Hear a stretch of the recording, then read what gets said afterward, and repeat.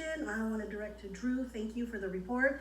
If you can, please, you mentioned in your report, but please clarify again. It was mentioned in public comment that we have 100 million in reserves that is accessible to us. However, I know some of that is restricted. If you can please explain again our reserves. Absolutely. Thank you very much for the question, ma'am. So there are many items that comprise our reserves, and it's a bit of a complicated calculation. That's why we put together this chart here. We start with an initial $167 million, and then we will get approximately another $96 million in revenue generated over the course of the year. And then these are some of the expenses that we anticipate, another $98 million, which offsets our revenues. There's transfers out, and the details of this are covered on page 36 of the preliminary budget if you want to follow along in more detail. And then there's about $64 million that's truly not accessible to us because it's in the form of money that we've loaned out to the electric utility, money that's in a structured repayment with the state, or other similar types of arrangements.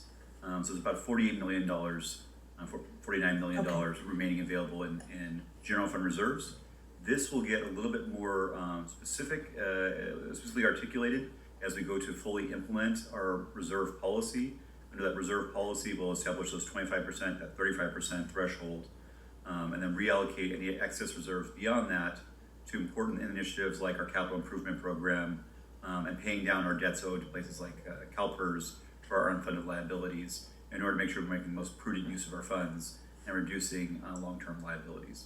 Thank you, Drew. So again, we do not have 100 million in reserves that is accessible to us. I'll also add that in addition to the $48.8 million in general fund reserves, the number of $110 million in quote-unquote reserves are allocated to, like Drew said before, special funds, the enterprise fund, the internal service fund, capital projects, and other special revenues that cannot be touched and used for other purposes. That makes up the remainder of the 112 million in reserves. Thank you, Pam, and to Drew for the clarification.